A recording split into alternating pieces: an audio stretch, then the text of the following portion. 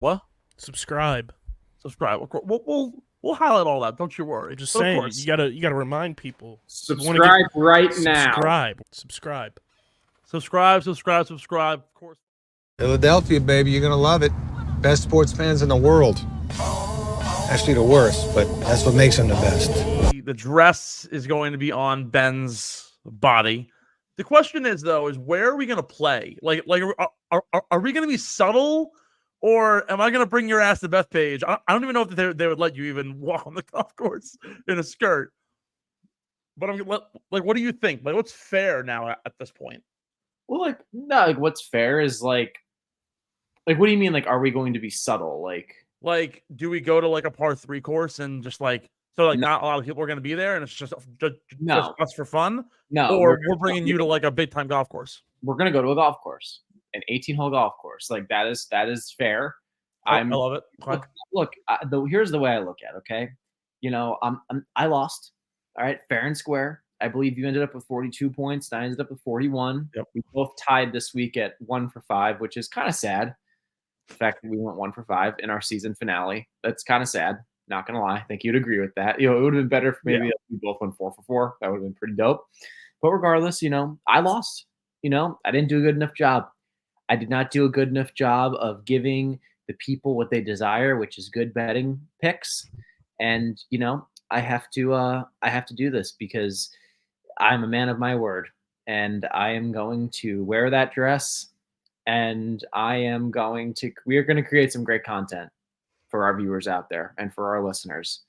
And this will be going on the YouTube page, and it will be going on Instagram, and hopefully X or Twitter if we can do that. Like you can put videos on that, right? Yeah, absolutely. I wasn't sure if you could put like really long videos like that.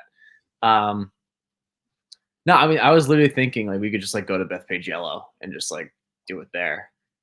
Like I don't see why they'd say no.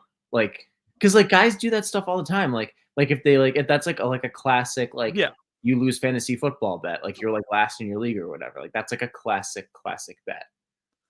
I think like first of all, the beer money this year has been so good, and it's been so unpredictable. Again, I was up by as much as 6 middle of the year. You had like a 2-shot lead on me at one point. I wanted to get a little ballsy and either extend my lead or bring you back in with the Olympics and adding on points for gold, silver, and bronze. Like the overall, and you had mentioned this in the pre-show, like had it been I wash you by like 15, like what's the fun in that? It had to come down to the final day. I remember yesterday I went to my friend's house and I'm like, hey, we got to turn on the tour final, and all the girls are like pissed off, like, oh, golf, really? I'm like, hear me out. 11:30 in the afternoon. Ludwig Oberg was, I think, T7. 11:30 in the morning. You mean? Yeah. 11:30 a.m. Ludwig Oberg is like T7. Rory's like T11. So like, I needed Rory to make up like 4 strokes. I was like not gonna happen. Cantlay was T17, so he was out. I was basically riding on Sam Burns not having a good day and Russell Henley cracking the top 10. What happens? Henley shoots a 9 under, and Burns, I think, had maybe even par 2 under and squeaked out of the top 10, which was so fucking big for me. I was like, thank God I held on with the narrowest of margins. Going into, I think, the weekend, I'm pretty sure Sam Burns had the aggregate with Xander Schauffele and Colin Morikawa, and then Collins pulled away. It was very, very tight the whole way through. Your picks were all on fire. The only ones for me that was even close was Henley, and for the first couple of days, Patrick Cantlay. Nothing else was really connecting. I'm surprised by how Xander played. I thought he would have played a lot better. He sort of just like crumbled the last couple of days. And we'll talk more about like who played well, who played bad. But shout out to Colin Morikawa for leading winning the net gross. So without the aggregate, would have beaten Scottie by 2 or 3 strokes. Based on the former Tour Championship ranking or leaderboard. I think actually Scottie would have finished like 3rd behind Colin, and then I think Sahith Theegala, who also, by the way, I'm watching on Golf Channel. I'm watching The Cut about 2 hours ago, and they were talking about like winners and losers from the week. And Sean Martin, the head of editorial for the PGA Tour, said that it's amazing the progression. And I think you agree with me here, of Sahith Theegala over 2.5 years to finish second on the low gross for the Tour Championship and start off with conditional status from 2.5 years ago, and now is in essence he's probably going to lock up a captain's pick for the President's Cup. He's probably going to be a shoe-in for the Ryder Cup next year. The growth has been tremendous from a guy who was not the highest touted prospect coming out of college. He had to fight his way through the KFT to get to where he is now, and it's been tremendous for Theegala. But back to the betting. Are we gonna vlog you shopping for it too? Are we gonna have you trying things on?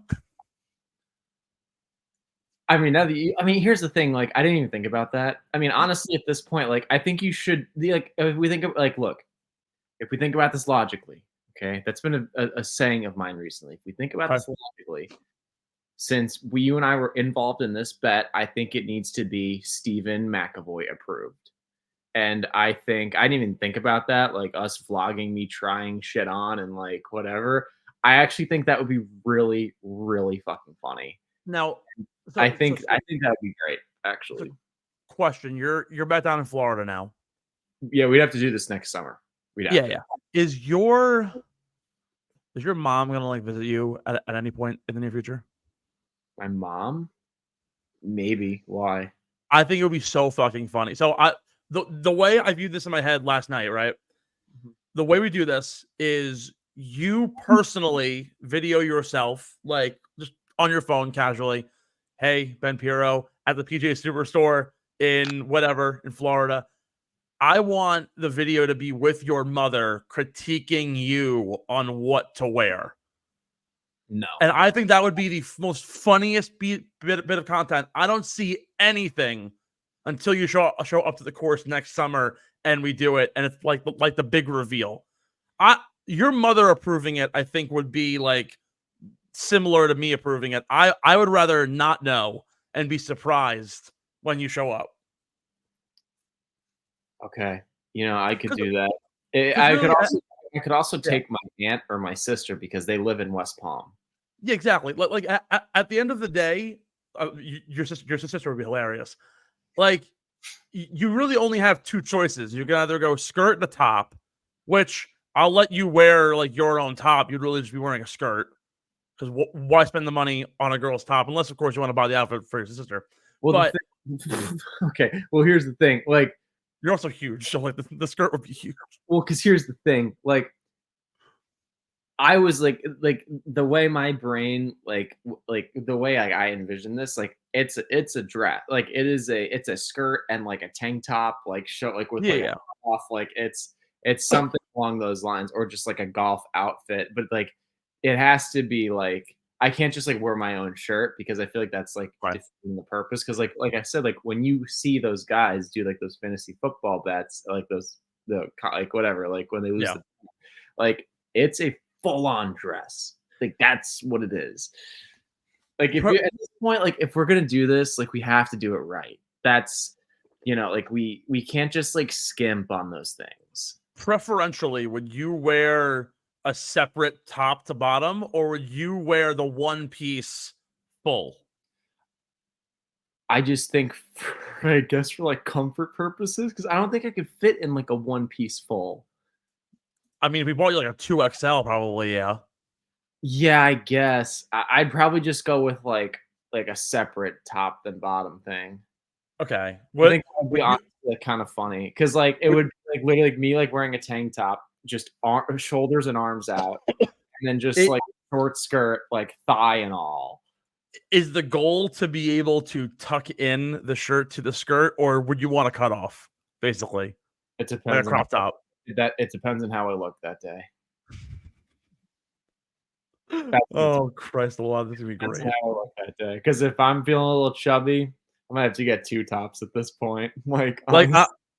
So I'm currently on the PGA Superstore website. Oh fuck.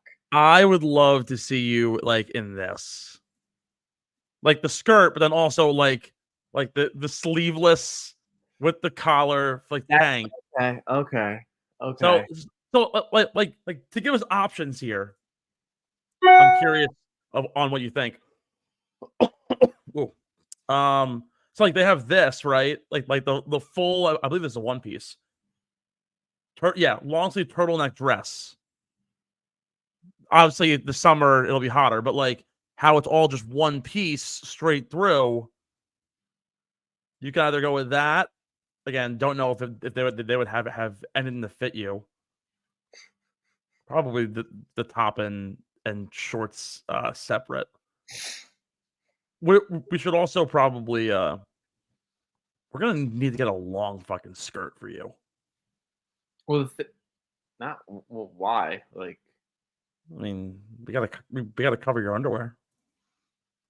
oh yeah, you're right. Actually, You know what it is? Look, like at the end of the day, and we're probably gonna have to entrust. Like, this is a great outfit. This right here is what I want to see you in. oh Jesus.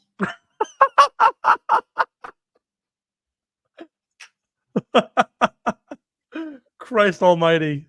Why? Oh, this is gonna be fucking tremendous. God. I hope everyone knows.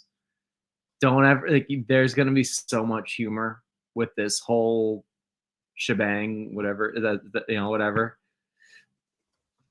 Don't ever say I didn't do anything for you. Oh no, believe me, This is me going above and beyond for the product right now. Like, I am. Oh gosh, I think like it's not gonna fully set in until I get out of the car and start like walking around. Like if you think about this logically, like I'm gonna have to like warm up with it on too. Like, yeah, I'm definitely. going to be there for everyone to see, and then they're just gonna see like this jack dude just ripping 3-woods at Bethpage Black, at Bethpage Yellow, like at the range at Bethpage, just ripping 2-irons, and they're gonna be like, who the fuck is this guy? Like, what? Like, That would actually be like absolutely tremendous. Like that would like legitimately be just incredible. I wonder if anyone like I wonder if anyone would like I don't know, like I feel like some people might be like mad at us, like mad at me for like wearing it. Probably, yeah. Have you ever seen do you follow like Long and Wise Guy on Instagram? No. It's like a meme account that like people will like send in clips of like things going on around Long Island. Someone's guaranteed to probably put you on social media. Like they'll see you just like waltzing around. Also it would be great continuing to grow the hair out. So people would essentially, and I don't mean to say this in a offensive way at all, but you would essentially look like a cross-dressing man. Like the long hair, you can kind of like give away the idea that like you might be transitioning potentially, just getting into wearing female clothes. I don't know. I think it'd be very funny with you with the long hair as well. It would fit the mantra. I'm just not going to respond to that. Anyway, let's get to the show.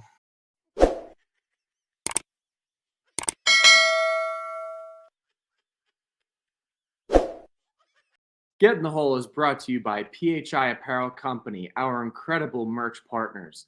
PHI Apparel Co. provides unique designs and high-quality clothing from t-shirts to hoodies for every golfer around. With their original designs for all, there's no doubt you'll stand out on the course, the driving range, or at the 19th hole. Go to phiapparel.co and use code UNDERGROUND at checkout for 10% off any order. That's code UNDERGROUND at phiapparel.co and grab exclusive Get in the Hole podcast merch and support your favorite golfers.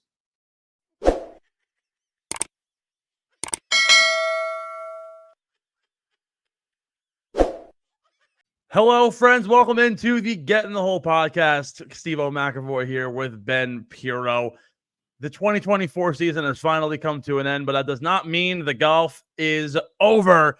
We're presented to you today and always by Tomahawk Shades, probably the best small batch eyewear brand that I've seen. Now also getting into the apparel game, just released their very new flagship hat, which is, I believe, a part of their new golf collection that they teased during the Masters. Haven't seen much yet of that front. However, it is a pretty sporty hat, two-tone cream with the green, the little flag that has that has a T for Tomahawk Shades. But we cannot sleep on the Tomahawk Shades sunglasses that are rep by some of the biggest names in sports. Former lacrosse player Chris Hogan, of course, big-time lacrosse legend Kyle Harrison, and of course, golf's favorite 2022's Maxim's sexiest woman alive, Paige Spiranek. Shout out to her, by the way. Get on this show.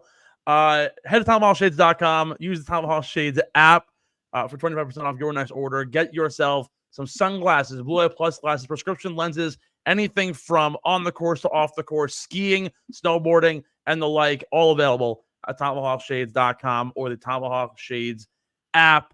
Ben, we lead off the show this week with debating, not really debate.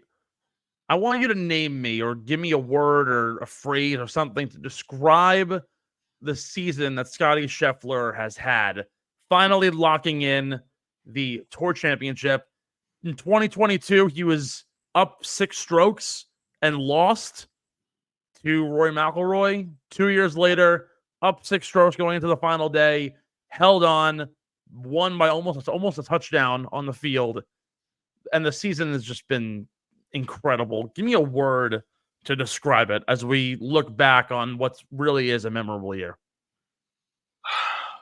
I mean, I don't want to say like anything basic, but I think unprecedented is not the right word, because we've seen this with Tiger before, back in his heyday. So I don't think that's the right word. It's just, to put it plainly, it was just a historic year. It was, and I think that it's hard to describe honestly how good he played. And when you look at how consistent he was, winning the Masters and winning just some of the biggest events of the year constantly. I mean, it's like earlier in the year, we had betting odds that we hadn't seen that were approaching Tiger territory. I mean, really, that's what it was. And so I think for Scottie, look, he's only 28 years old. And so he's really actually at the beginning of his prime as a professional golfer. And so, by the way, did you know he was born in New Jersey? Yeah, in what, Ridgewood? Yeah, I had no idea. But I gotta think. I must say, I just want to pull up his results real quick, just for everyone to understand. He played 19 events and won 7 times. Okay. Actually played 20 events, 20 times. Oh, thanks a lot, PGA Tour, for updating your freaking thing. He made all 19. He made all 20 cuts. He had 17 top 10s, 8 wins in 20 events. Not a math major, but that's 40%. He won 40% of the time. And I don't even know if we've ever had someone win 8 times in a season in the modern day age of golf. I don't think we have. I mean, you're talking about someone who finished in the top 25 18 times. 18 times he finished in the top 25. He had 2 runner-up finishes. It was just, what a historic year. I mean, and look, like, it took him until March to win his first event. He finished tied for 5th at the Century, tied for 17th at the Amex, tied for 6th at Pebble Beach. Waste Management was tied for 3rd. Genesis, he was tied for 10th. And so at that time, it's like, geez, like, when's he going to break through? And then he goes, win at Bay Hill, win at the Players, the 2 biggest events on the calendar up to that point. And then he finishes tied for 2nd at the Houston Open. And then he goes on to win the Masters, arguably the biggest event of the year. and then RBC Heritage, which is an elevated event on a golf course that is incredibly demanding. I mean, it will expose you if you don't hit it straight, and if you aren't good around the greens, and if you aren't good with your approach game. And then look, like, you know, he kind of quote unquote, you know, cooled off a little bit because he went tied for 8th at the PGA, and then he went tied for 2nd at the Charles Schwab. He won the Memorial, another one of the biggest regular, you know, non-major events. U.S. Open, he didn't play that great. He finished tied for 41st, and then he won in the playoff right at the Travelers. Did he win the? No, did he? Travelers, yeah, yes. Okay, yeah. So he won the playoff at the Travelers, finished top 10 at the Open, tied for 7th. He won the Olympics at 19 under par. And then look, like the BMW, like the FedEx St. Jude, he played fine. I say fine, he finished 4th. And then the BMW didn't play that great, but he bounced back in a big way. You know, and he is his, you know, I was talking about this with a very successful and well-respected golf professional when I was on the range at the Met Open. And this guy has played in like 20 majors. And I think he has a little bit of a career on the PGA Tour and the Senior Tour as well. And he said he's like that. Nothing phases him. I mean, you throw adversity at him, or you try to throw stress at him. It doesn't matter what it is. I mean, literally, the only thing that could have stopped Scottie at any moment this year was like his wife going into labor. Like, and Max Homa said that. Like, think about that. Not even the law could stop this guy. Yeah. It almost did. You know, we got a little nervous though. We're just like, oh Jesus. I mean, I still maintain that would have been the greatest win, one of the greatest wins of all time if he had won that PGA. That would have been one of the greatest wins of all time. But it is, I mean, regardless of like any stress or adversity, he just always finds a way. We said this, I think last week or the week before. That dude, it's like he is a one of one. He's the one guy on tour when it matters most. If you have to put all the chips on the table and pick a guy, that's the guy you pick. Like, because it's like, you know, 40% of the time this year he won. Like, think about that. In a game where historically, obviously, you lose more than you win. Yeah. We're the greatest to ever do it. I think won like 26% of the time. That's Tiger Woods in his career. Now, look, 1 year does not equal a career, but 40% of the time in a year, that is nuts. Like, if you had bet money on him winning and he'd won 40% of the time, I mean, you're probably making a lot of money. I don't know what the gambling odds would be there, but the guy's incredible. He's incredible. So I'll run through this again and just add on to it, right?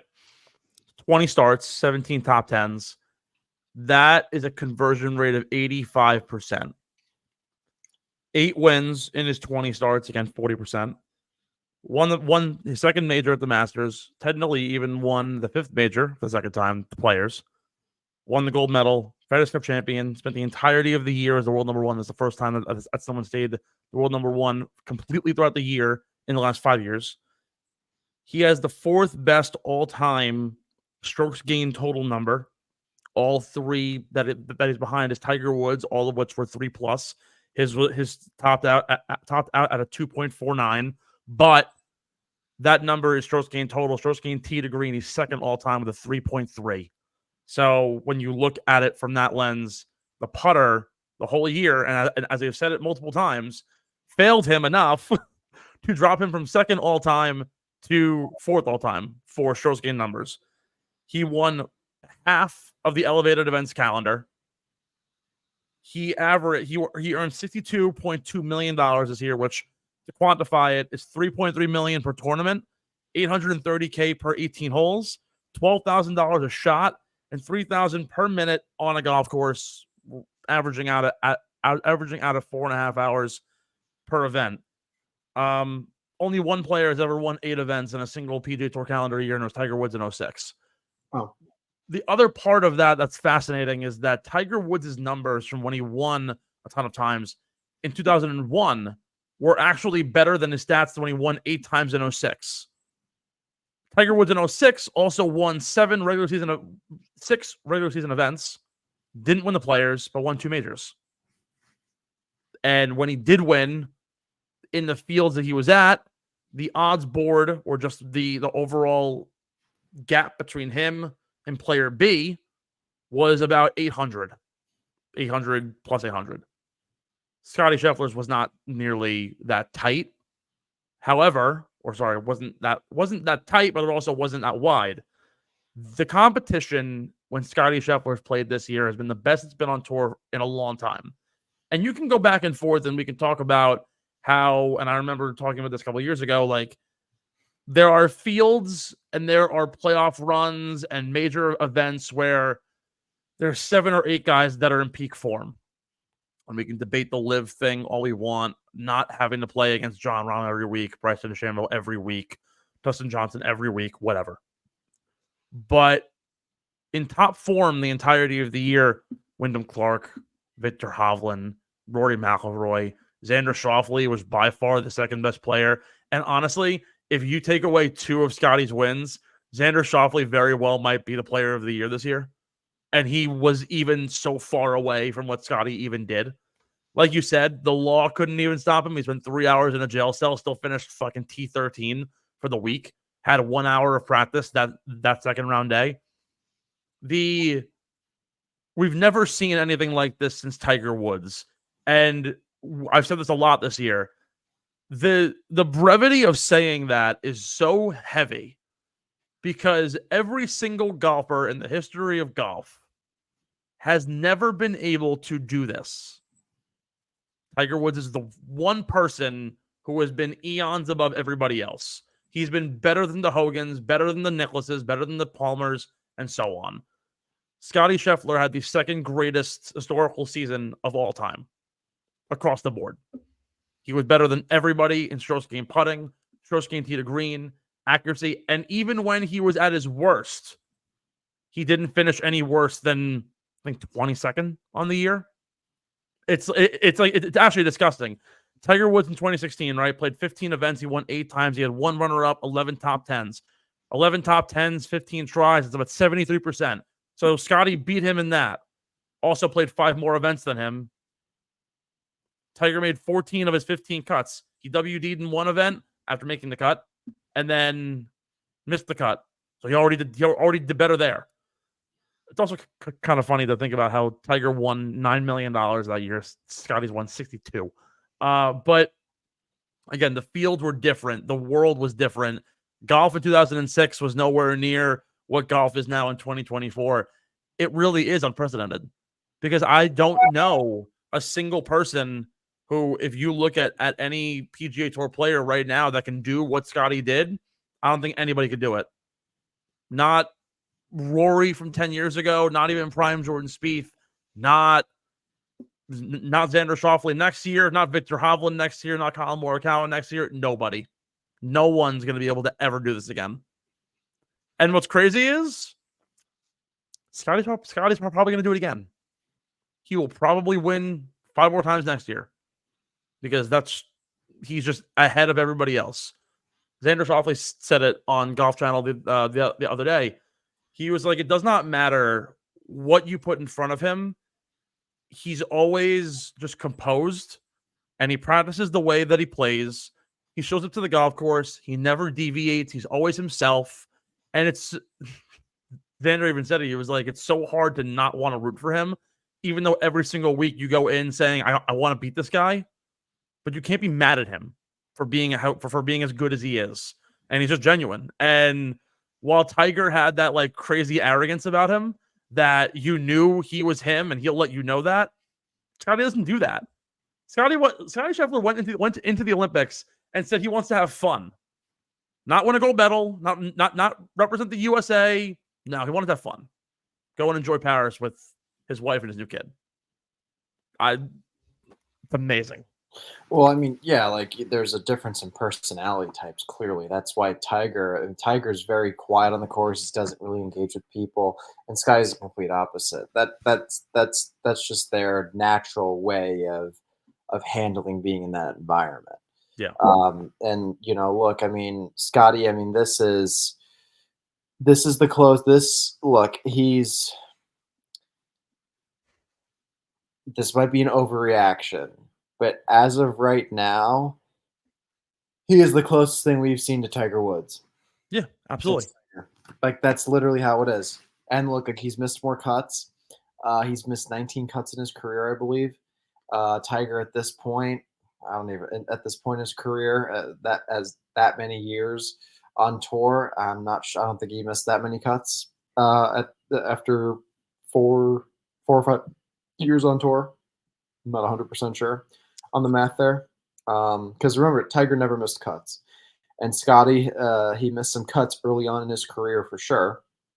But that being said, the last several years, I mean, this is as close to Tiger as we've seen. Rory was never close to this level of dominance. There was a point in time where Rory, albeit, yes, he's very talented and he still has a lot of talent, his game was so up and down. And his emotions have always been so up and down. And so he's always had like just a lack of consistency. When Rory was on, he was really good. And you would have a hard time beating him. But a lot of times Rory would also beat himself, And with Scottie, he doesn't beat himself. It's rare that you see him make – I'm not going to say rare he makes a mistake. He doesn't make many mistakes. But on top of that, when he does make a mistake, he'll do something insane. It's like he just chews up the mistake, spits it out, and goes on to the next hole. Like that's what he does. And so clearly he's the player of the year. I mean, how could he not be at this point? I remember we had a point in time where we were like, could it be Xander? Like, is it possible? Like, yeah, it could have been possible. But then Scottie was like, shut up. I'm the best in the world right now. And he proved it, I'm speaking in like a, I don't know, yeah. Yeah. We'll talk more about whether or not Xander even has a shot come the Player of the Year award. Let's talk about it right now. He doesn't have a shot. He does not have a shot. No way. Here's the thing. So, all right, let's segue in. Why not? And we'll start off with this our yearly award ceremony. Which, by the way, I listened back to our show from before the century, and God Almighty, did we get everything so wrong? It's amazing how that entire episode didn't even include Scottie Scheffler's name. And here we are.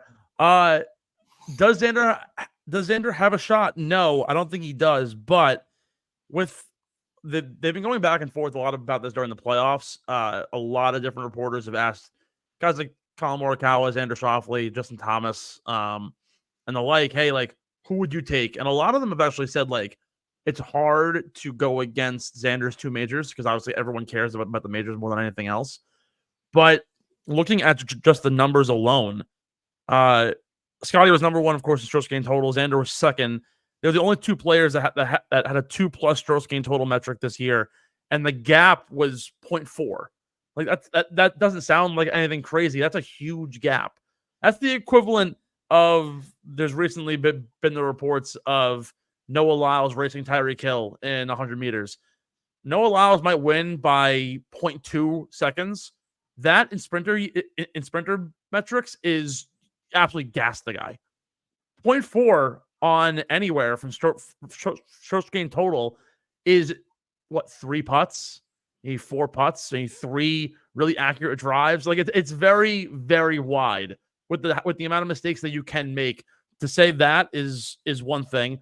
The Olympics don't necessarily count. So all right, does Xander get a little bit of an edge there? Sure, it's just one accolade you could take away from Scottie, but even 2 majors, I think, compared to just the stats alone from what Scottie would be able to do, I think it most certainly outweighs what Xander's got to bring to the table. Even though I will say this, the Player of the Year award is voted on by the players. It's not voted on by a committee or anything. So if the people are saying, hey, 2 majors versus 8 wins overall is something hard to top, then I don't know.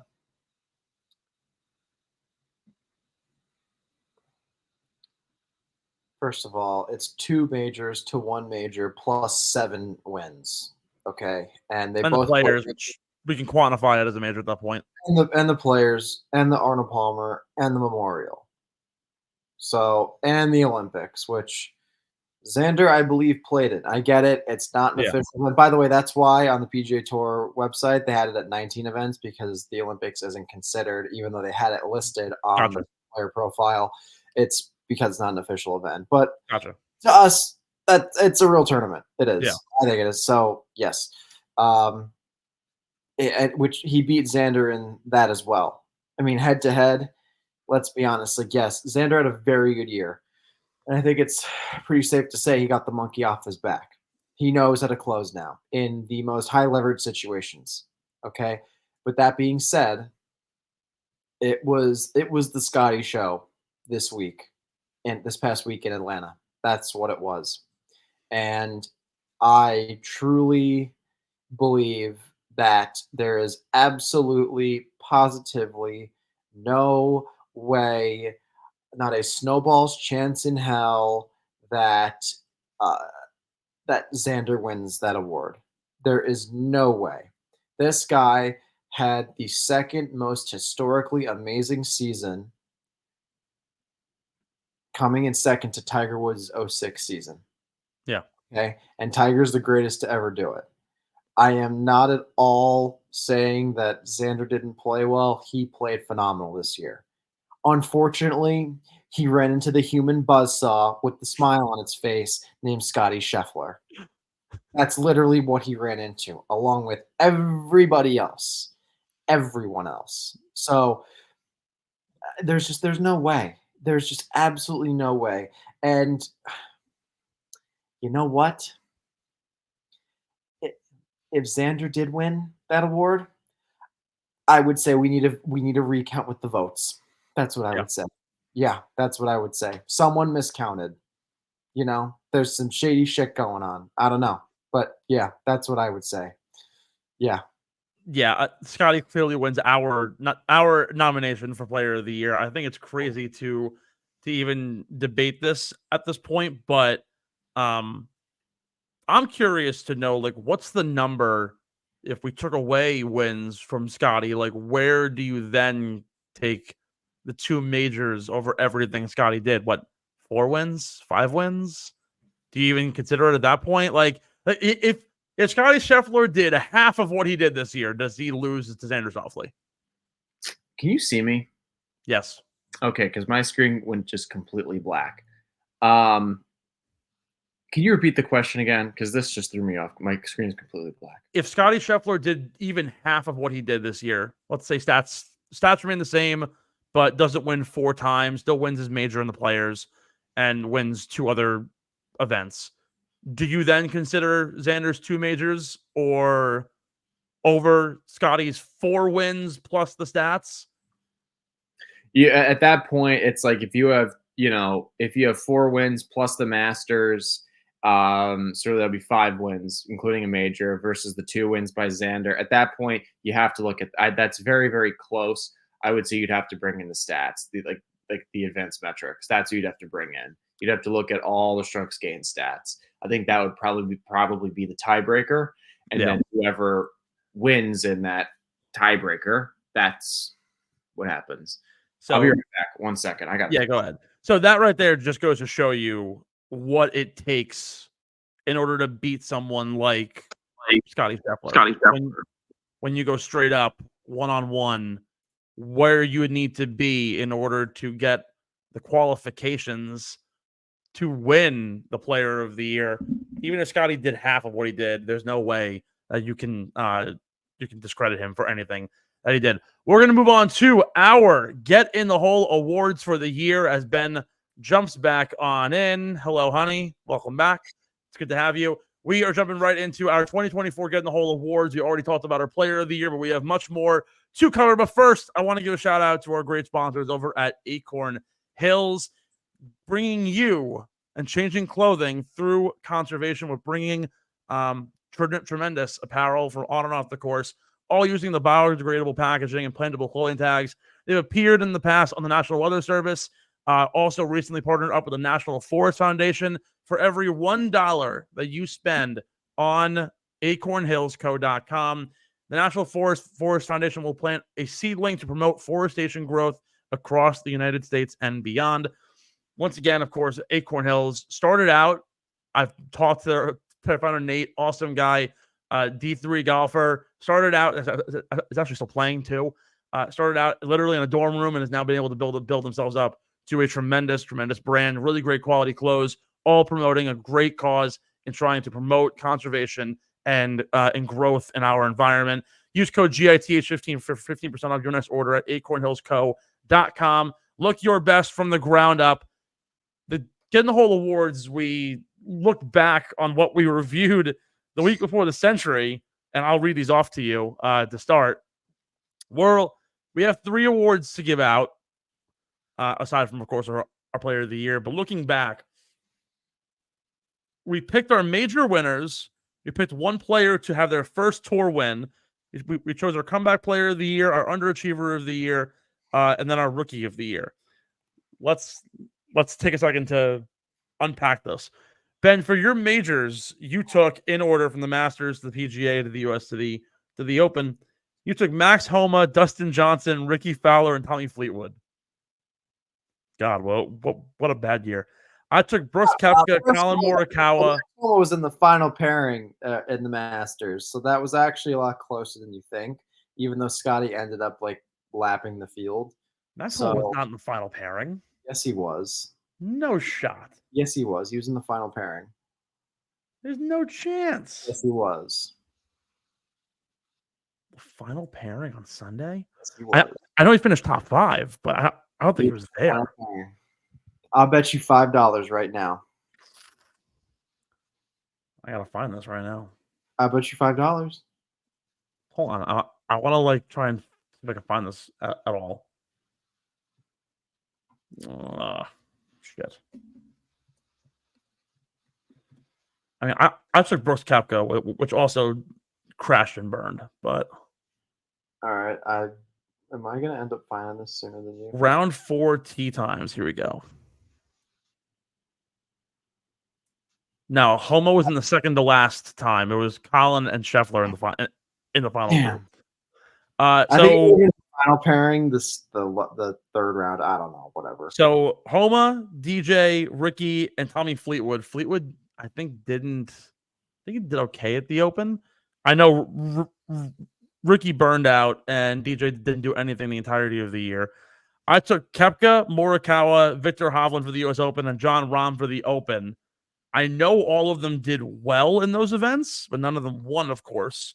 So we were off there.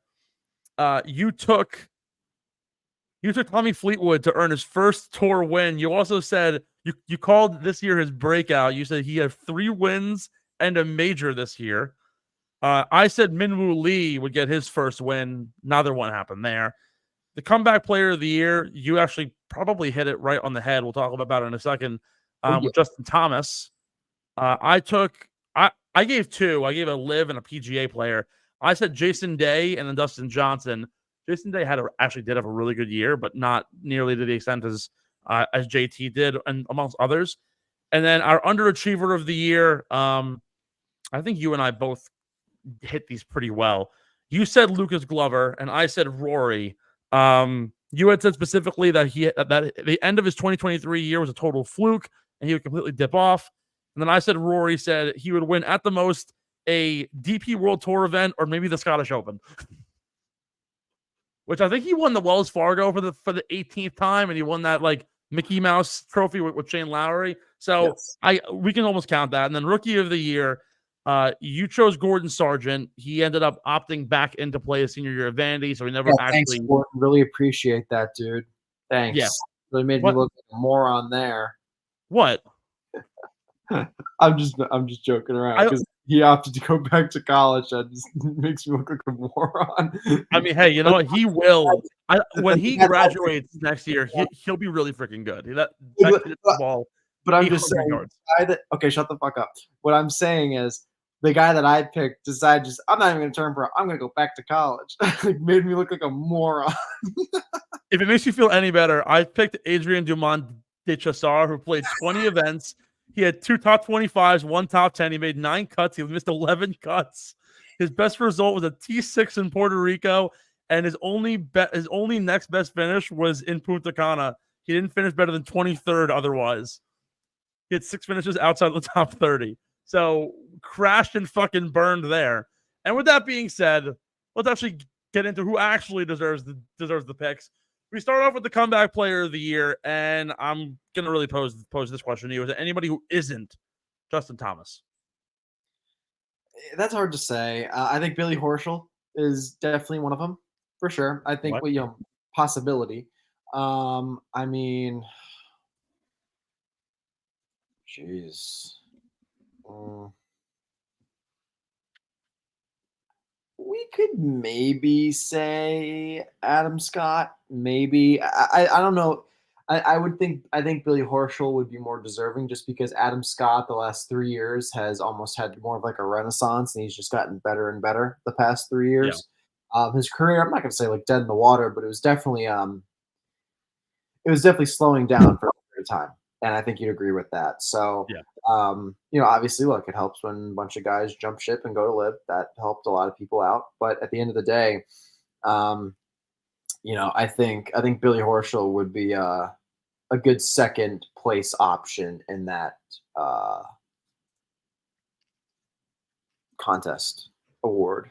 Yeah, I don't think. I think the clear favorite is Justin Thomas. I think Adam Scott's year was real. It's very similar to Lucas Glover last year.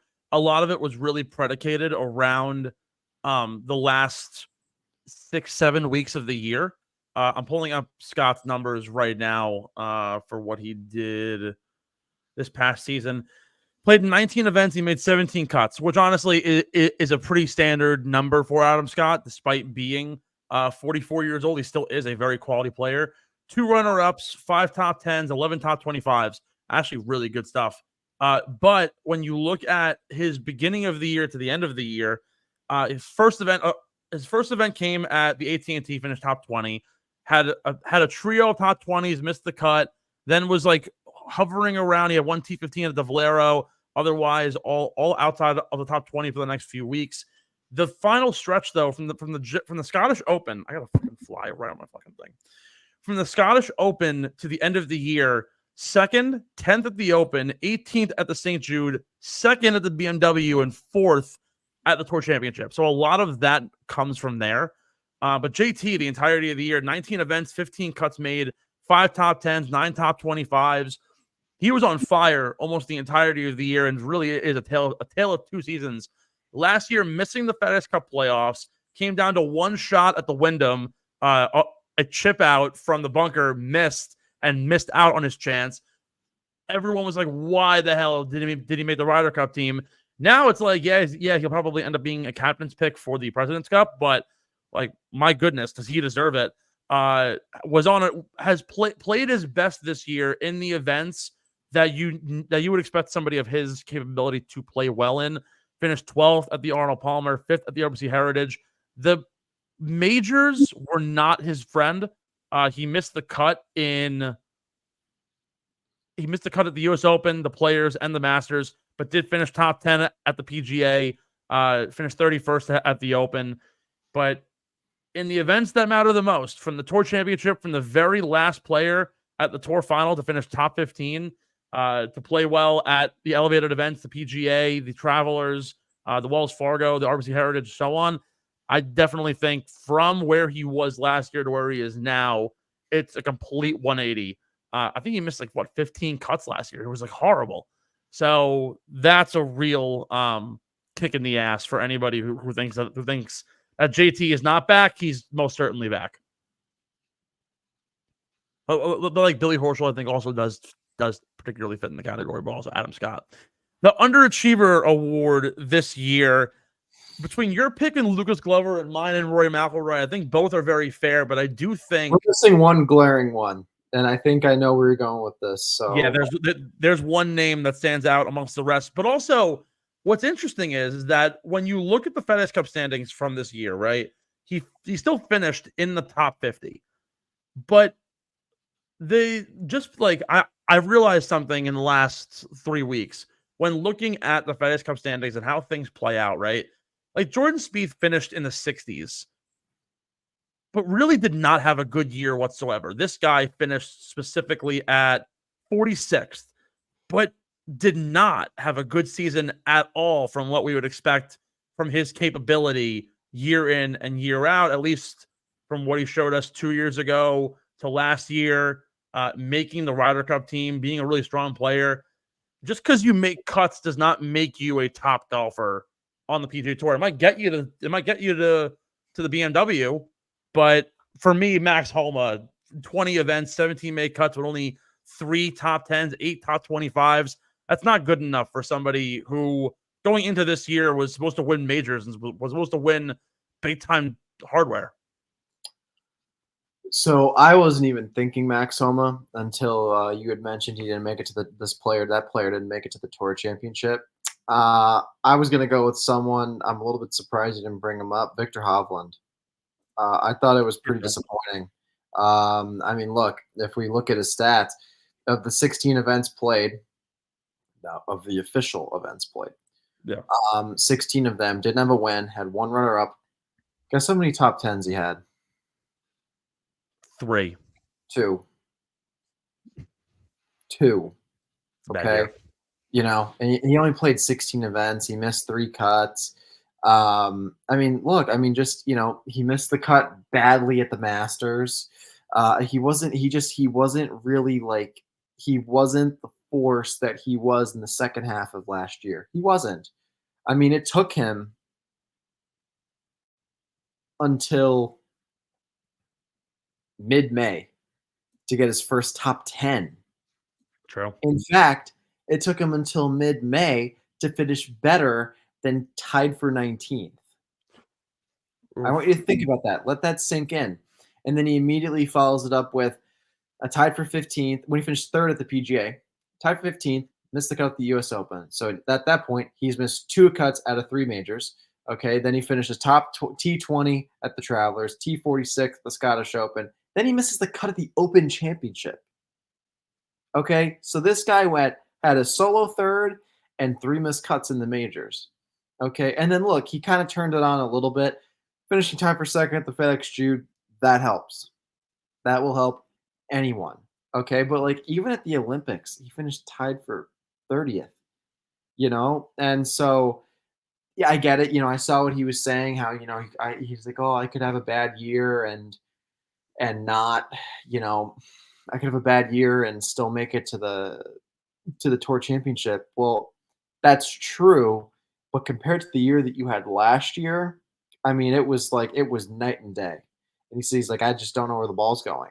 You know, I sympathize with him. That is a very real thing, and everyone in professional golf has had that feeling where it's like, geez, I just don't know where the ball's going right now, and you know, like I don't have a go-to shot that I can go to, and so all of that, like what he was dealing with, sounds like with this game physically, is very relatable, but. I mean, it was almost like he is trying. We had this theory, and I know KB agreed with me. I think you do too. Like he's like, really? Like you gave Cam Smith that much money on LIV? Well, I'm gonna go and win a major, and as well, and I have a major in the FedEx Cup, and then you're gonna have to pay me more. And that was kind of my theory. And if that was his goal, which I'm not sure if it was, but he didn't do that at all. So, I mean, look, like it's great he went to the Tour Championship, but at the end of the day, he just didn't deliver throughout the year. I mean, think about it. It took him until mid-May to finish better than tied for 19th. That is astounding. That's astounding. Like you would never, if I had said to you, like after last year, there's going to be a player who it takes until almost halfway through the season. Actually, more than halfway, right around halfway through the season. Halfway, yeah. To get to finish better than tied for 19th, you would have never guessed it was going to be Victor Hovland. Ever. I mean, particularly after the second half that he had last year, which was astounding. Exactly. It was unbelievable. I mean, I guess maybe we could throw Ricky in there because he was the comeback player of the year and he didn't even, but like again, I think Ricky's more in like that Jordan Spieth phase where it's just like he is who he is. It's going to be up and down, and I think his chance to win a major is most likely behind him. But I mean, the Homa pick, that's a good one for sure. And his bad this year was bad at times. And you know what? Like, and there's even more than just this. I think like what I've realized at looking at these standings, you can even take a look at guys who even made the Tour Championship that had rough years.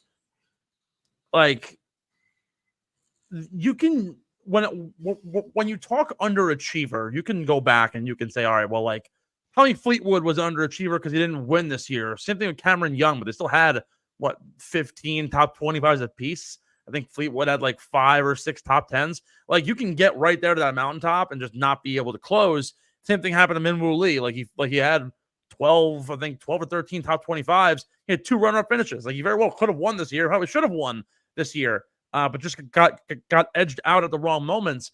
Homa and Hovland stand out definitively. You can even say like Matt Fitzpatrick is probably somewhere in that category. 3 top 10s in the year at the Memorial, at the Players, and then a backdoor top 10 at the Valero. Had 9 top 25s for the year. 17 of 21 cuts made. Just like didn't have the stuff the entirety of the year. And even like Tom Kim, and probably another really good example of somebody who like stock rising and then just staying stagnant. 18 of 23 cuts, 7 top 25s, only 2 top 10s and 1 runner up. And those two top 10 finishes both came at the very tail end of the year at the Travelers and at the RBC Canadian Open. So like did not have a good year for his age 23 season that you would want from somebody like Tom Kim, was having an explosive rise in golf. Max Homa, who 2 years ago had 15 top 10s, all of a sudden ducks off, doesn't have that kind of a year and just seems lost. Victor Hovland, who didn't he win the Tour Championship last year? Like that's a huge drop off for someone that good. So there's a lot of guys who kind of disappointed, and a lot of guys also that we mentioned last week that are young that showed out. Davis Thompson managed to missed out just slightly on the Tour Championship final.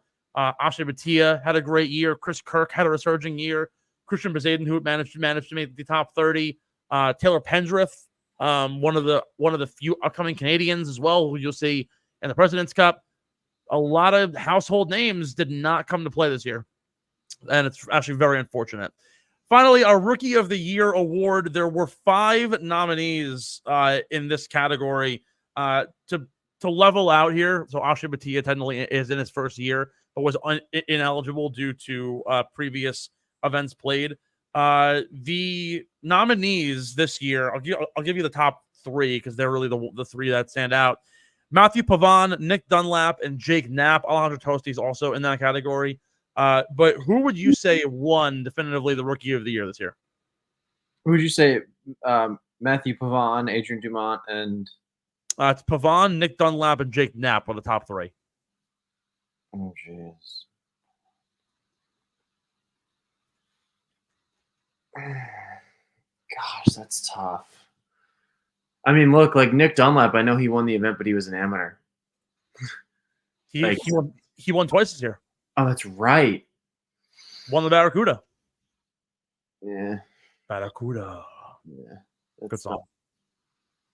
I mean, it's an impressive some alternate field event, but hey, he wasn't going to play in the Open anyway, so might as well play a tournament that week. I mean, it's tough for me. I mean, I'll jump in. I'll jump in and give you mine first. I think the clear cut, Nick Dunlap did something that hasn't happened in. I can't tell you the last amateur to win a PGA Tour event. For me, it's Matthew Pavon. Okay. Yeah. Oh yeah, for sure. I mean, look, he made it to the Tour Finals. I mean, come on. Jake Knapp had 4 good weeks. It's crazy because, and I agree with you, it's Pavon. Nick Dunlap was incredible this year. He had some really great weeks. He was a top player at the Masters this year. Of course, got his win at the Amex and beat out some really tough competition. Even though he won twice, Matthew Pavon in his first full year at the age of 31 years old, 4 top 10s on the year. He played a ton this season. It's like every single week you saw him out. 15 of 19 events played, won the Farmers, which that 1 week when he won, that was, of course, the week that everyone was like, yo, like, this is the worst field ever. That was one of the most competitive fields of the year, and we weren't even talking about how competitive it was. We're talking about how, oh, John Rahm's not there, and Bryson DeChambeau's not there. What the fuck? Like, no, dude, it was a loaded field in one of the best events of the year, Torrey Pines. 4 top 10s, 7 top 25s. He finished 17th overall in the FedEx Cup standings. Locks himself in firmly, of course, to the elevated events next year. The year started off really hot. Finished top 10 in Hawaii. Won the Farmers. Finished 3rd at the AT&T. Probably had a shot to beat out Wyndham Clark. Had actually had a 4th round. Was only 2 shots off of Wyndham. Top 20 at the Masters. Finished. He missed the cut of the PGA. Top 5 at the U.S. Open. Made the cut in his first Open Championship. Finished top 50 in each of the playoff events.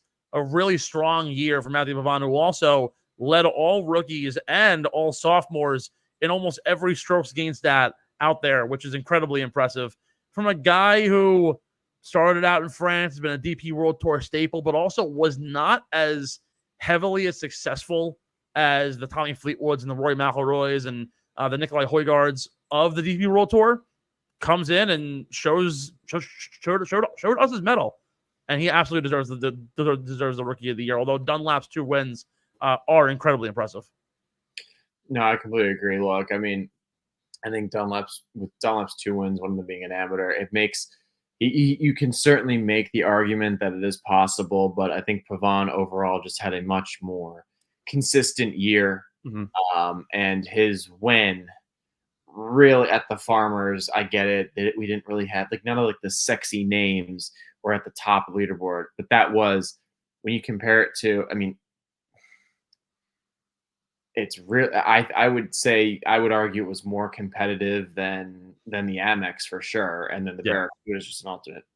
It's just an alternate event, so you don't even have the best players in the world there. So I mean, it would have to be Matthew Pavon. He made it to the Tour Championship. He had a great year.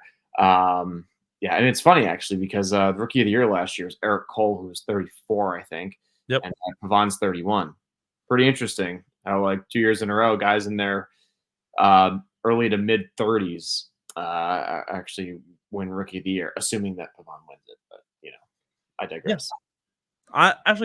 I'm curious. The PGA Tour Rookie of the Year by year. I'm curious what like the ages here because. It's not every day that you see 2 much older players able to claim victory like that. Like John Daly in 91, he was like 26 years old. VJ in 93, he was a young kid. Ernie Els in 94, also a young guy. Tiger, of course, in 96. Phil, Stuart Sink, like all these guys were much younger than them back in the day. Trying to find like even who's close to that. Maybe like Ben Curtis in 03. Like probably the nearest thing to it. You look at some of these old photos, like Brandt Snedeker, who won in 07, like looks like he's like 17 years old. Like a lot of these guys are incredibly young. Mark Leishman, Ricky Fowler when he had the long hair, Keegan in 2011. I think honestly when you look at the guys who have won Rookie of the Year, they're by far the two of the oldest in the grouping. But really cool to kind of see how, again, it shows you the level of golf and the performance that's out there, the abilities of some of these guys to be able to have a 31-year-old win the Rookie of the Year. However, I do want to give a shout out to Akshay Bhatia, who, despite not being eligible to win the Rookie of the Year, had a tremendous fucking year. We're going to talk more next week about the President's Cup.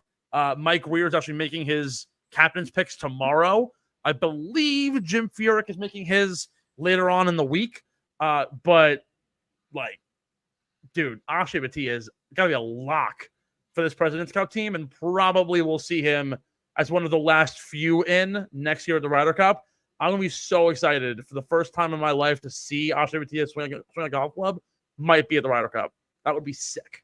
Oh, dude, he has one of the best swings on tour. It's one of the most underrated swings. He has great action through the ball. He's like the golfer version of a unicorn. Like, didn't go to college, succeeded clearly, and has only gotten better as well. Oh, yeah. Like, it's not like he got on the PGA Tour and just vanished after 1 or 2 years. He has arrived, and he's here to stay. And so it could be interesting to see. Potentially, he could maybe contend for a major next year. Maybe he contends at the Players, the Memorial, one of the bigger tour events. You know, I could totally see that happening. He definitely has the game for it. He has a great attitude too. He's got fantastic attitude on the golf course. Definitely one of the most likable guys. He's great for the game. He's great for the game. So, yeah. I agree. If we're being honest, if he was able to be a rookie, like if they said he still has his rookie eligibility, he would have won Rookie of the Year. That's pretty much. And not for nothing, like you look at just the overall status that he had. Well, Nick Dunlap, of course, had 2 wins. Ashley only had the 1, but that 1 win coming to Valero and basically a putt off with Denny McCarthy. It's a very, very strong win to have, even in the field that Pavon was in at the Farmers. Well, not everyone was playing the Valero because the Masters was the following week. Still a very strong event, a very good golf course, very similar to Pavon's win. Just slightly worse overall course, but the year over year look in as to what Asha has been able to do is really, really impressive.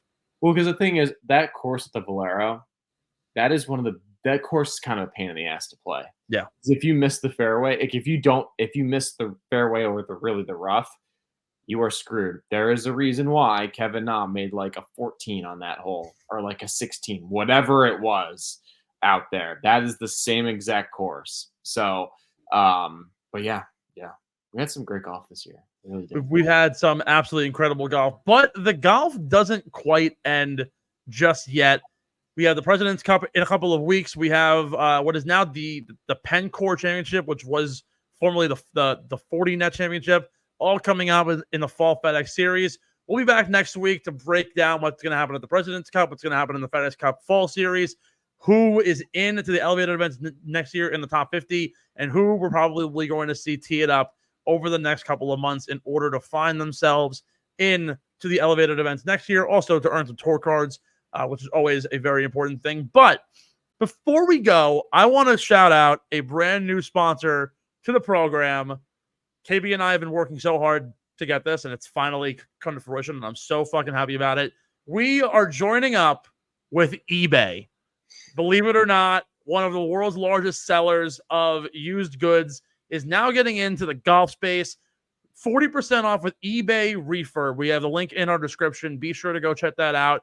Literally giving you 40% off now through October 1st to get premium golf gear, rangefinders, push carts, polos, quarter zips for the winter, pants, even golf club sets, iron sets, $700 for Callaway Apex irons. Like, mind freaking blown. Shout out to our friends over at eBay, now getting in with their eBay Refurb program, able to get you quality golf gear and apparel, making golf a little bit less expensive. We know how crazy it is. Going to the Superstore, I saw an RLS polo was like $100 the other day when I went. You saw your Tiger Woods shoes for like 20-30% off. You can find that now also online at eBay. You don't have to go to the store. You don't have to look around and try and find yourself those deals. You can find it all on ebay.com. Use the link in our description to get 40% off now through October 1st and start saving with eBay. Welcome to the underground, folks. Excited to have you here. That's going to be episode 170 for the Get in the Hole podcast. Another incredible season in the books. We'll be back next week. Be sure to follow us on Get in the Hole Pod, Twitter, Instagram, LinkedIn now, fucking Facebook, everything that you know, Spotify, Apple Podcasts, and of course, Underground Sports PHI on YouTube. And continue to like, subscribe, comment, vote in our polls, and support the overall Underground brand. Ben. By the way, my shoes were like over 40% off. So it's amazing. Yeah, just so you know. So 20 or 30%, not 100% accurate. Steven's good for one of those inaccurate quotes once per episode. Just have to throw that in there. So I am a shopping mastermind. Literally, I found these Tiger Woods T-dubs, like the sneaker version, and I was looking around, and I was there. Well, I was really there with my mom because she wanted new golf shoes, and I was like, oh, I'll just like kind of look around, and so I'm like, oh, I didn't even know they had a clearance section here, and so I'm looking around. I was like, holy shit, they have the old T-dubs, and I was like, there's no way they're my size. I'm like, oh my god, 10.5s. That's exactly my size. I tried them on. I was like, oh my god. I was like, I have to have these. I have to have these. So yeah. What's that shoe are you? What's up? What's that shoe are you? 10.5. That's small ass feet, bro. Well, it depends actually. Golf shoes, I'm 10.5. Like workout shoes, I'm 11.5. Chocolate. Dress shoes, 11.5. We're on par. Yeah. Well, you know, I got big hands, so. I have small hands, I got big feet. I don't know which one of that accounts towards my my package, but we'll see. Thanks for listening to Get in the Hole, the official golf podcast of Underground Sports Philadelphia. Catch us every week wherever you get your favorite podcasts, and be sure to like and subscribe on Apple, Spotify, and YouTube. You can follow us on Twitter and Instagram at Get in the Hole Pod, and follow Underground Sports Philadelphia at Underground PHI. We'll see you next time. And remember, get in the hole!